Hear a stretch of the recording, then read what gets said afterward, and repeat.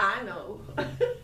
We came out to your house for a reason. There was a whole group of us came out to his house to eat, I guess. And we decided we'd have a hayride. There was a big moon that night, and it was cool, and we decided we'd have a hayride. So we got in the back of this truck, and that took a ride all the way. We even ended up in Walton County.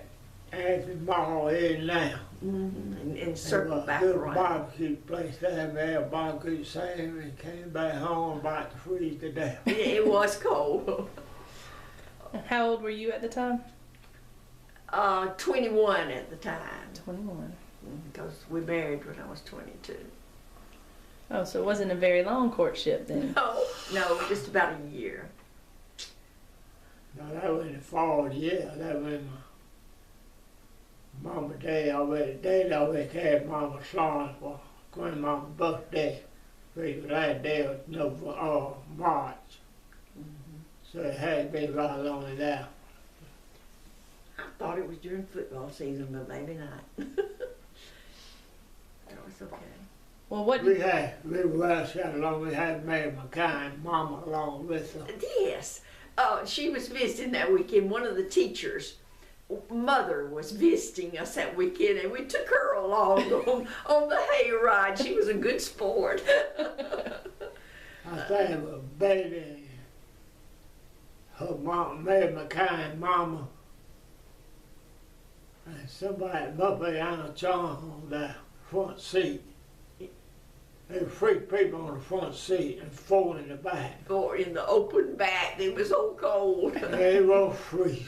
But yet y'all went all the way to Walton County. And circled back around. Well, what were you doing at the time? What job did you have when you met Grandmama? You were still in the Marines, weren't you? Were you still a Marine at the time? What now? What job were you working? What did you do? When you came back home and you were done with Marines, what were you doing? I farm. You were farming. Did you have cows or chickens? What were you doing? Had a dairy. A dairy farm. Oh. I don't know what I had built by then.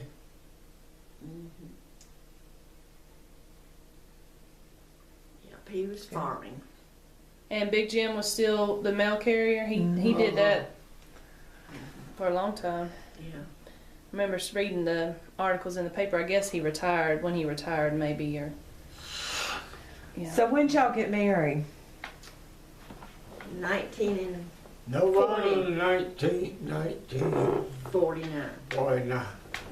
November the 19th, 19th, 1949. Okay. Where'd y'all get married? What church? First Methodist Church in Cedartown. Which was where your mom was living then? Or? She was living then. And it so happened that my grandpapa had preached at that church at one time. I didn't really realize that until I got involved in it and everything. But Mama was living in Cedartown at the time. I mean, people that you have at your wedding, was it big? It was pretty big, wasn't it? Yeah. I'd say 100. Anyway. Wow. That's a lot. A lot of them came from Madison, his friends and the teachers and different ones. Where'd you find your dress? I borrowed it. Betty Stovall loaned it to me. Her sister had gotten married in it, and so she loaned it to me, and it fit, believe it or not. What about that? And that's the one Sally wore at her wedding. And I wore. Was it? It was yours. Huh. Okay. So she must have gave it to you. No, I'm trying to think where that one came from. I borrowed it from someone I know. You took it back to her. Yeah, I had to take that back because somebody else was going to use it, I think, the next week or two. And so I had to take it back to Betty. Now, this one that Sally and them, I think they bought it, didn't they? I think they did. Maybe I'm confused. must have bought it for them, and several people got to wear it. I don't even know where it finally ended up. It was here when I was living here. I remember seeing it. I've seen it. Oh, really? Mm-hmm. I don't know where it is now, but So after you got married, where did you live? Where did we live? We had lived off and on with his folks. We started out in an apartment out there near the school, and it was cold and everything, so we moved out there with his mom and daddy, and we lived out there till Mary Jo came along, and then we tried up at Miss Lambert's. We had But Mary Jo came along, Mary Jo, we went to California. She wasn't too very old then, was she? about maybe a month old, I think. Well, you were a little late coming. But she was about too very old when I left here. Then you flew out there. So we were out there for a year. what were y'all doing out? Because I assumed you were living out there for the called service. back in the reserves. Oh. It's the Korean War came Yeah, up. that's it, because he stayed in the reserves. Okay. And so he was called back. But it was so funny, when I got out there, we didn't stay, we stayed about 11 We were out months. there almost a year.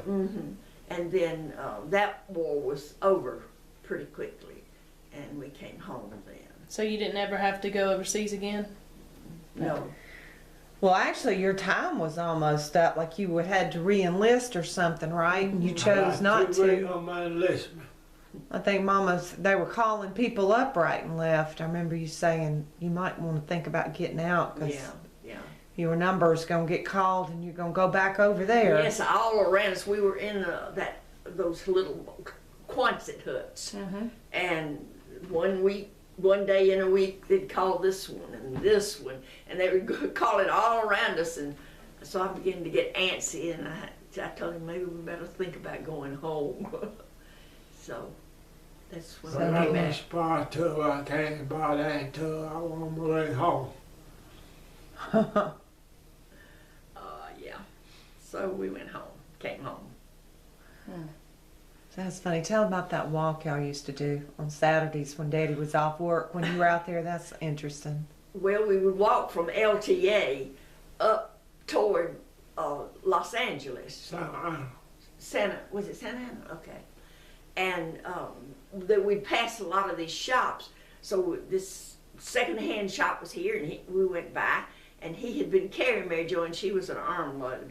And here was this real nice buggy carriage, and it was real cheap one. And so he said, we said, let's just buy that. So we put her in there and paid for it and put her in there and went on where we were going, Santa Ana, I guess. And then whatever we Bought your groceries. I think it was, we piled them all around her and we wheeled her back all the way to the base. I would have And how far was that walk?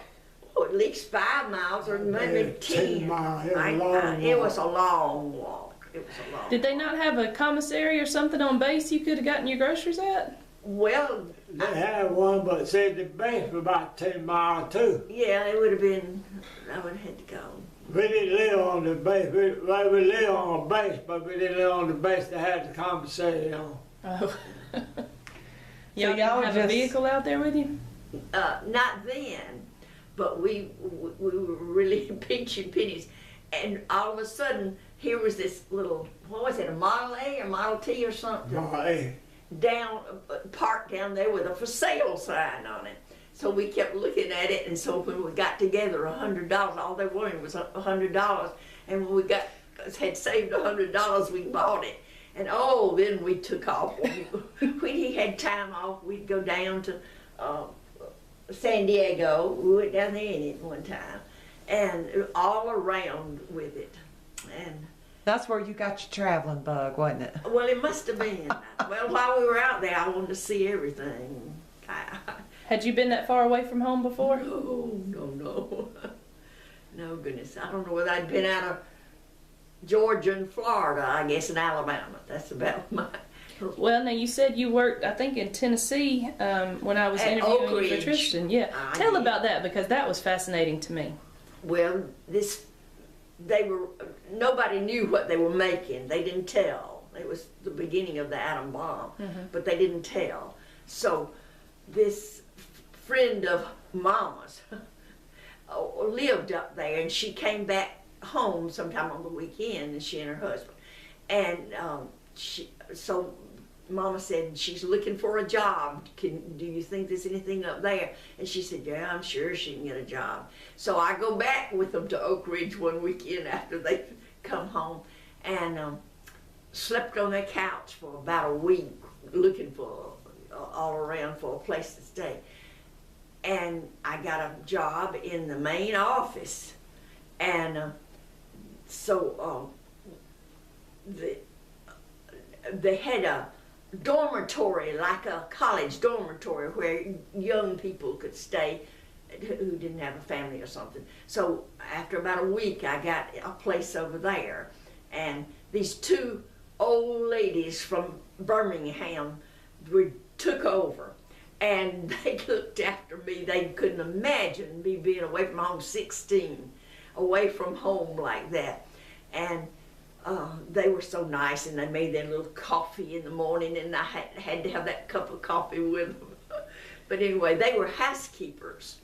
They were real nice ladies. They were not just the run of the mill, and but they wanted to be independent. They thought they were doing their war effort then. But I stayed out there all summer, and then when I came back home in the fall, I went to West Georgia. And what did you do while you were there? What job did they put you at? In the office. I was kind of like a public relations person. I don't think nobody knew what nobody was doing. But I would go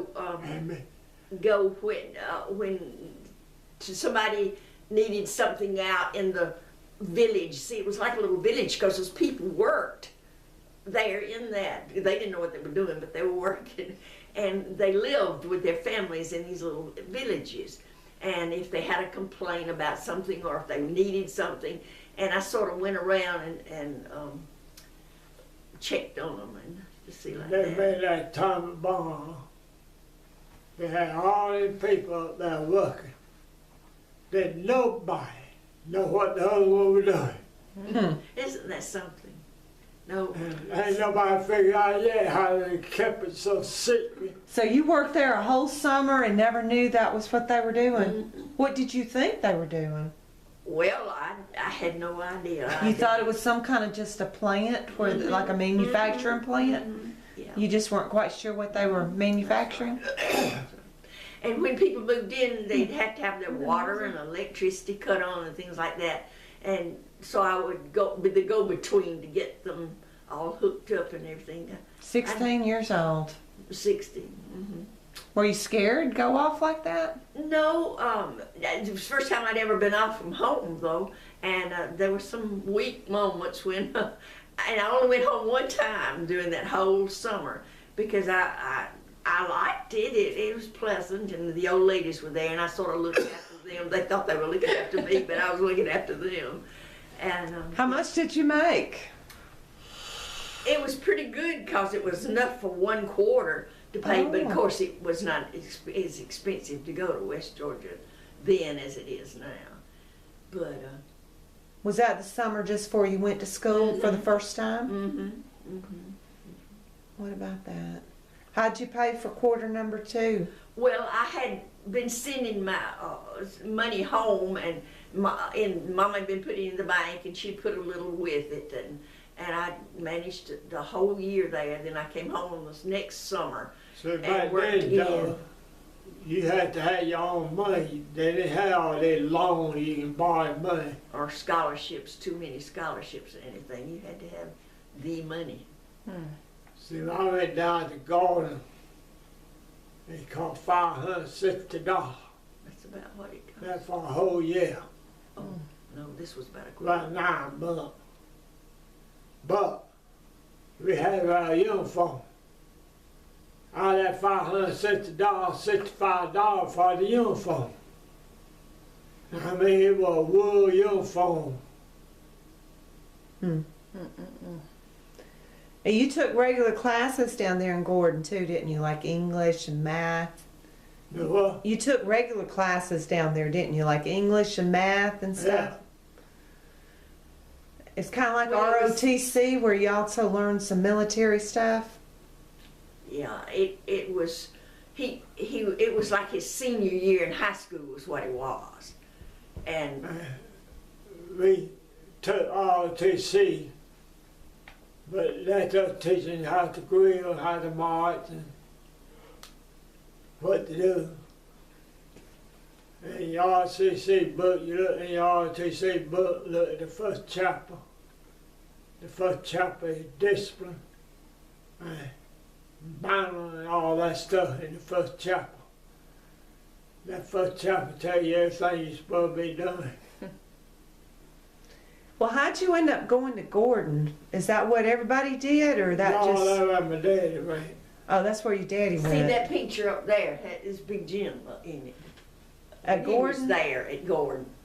He's Oh, the one with the dog.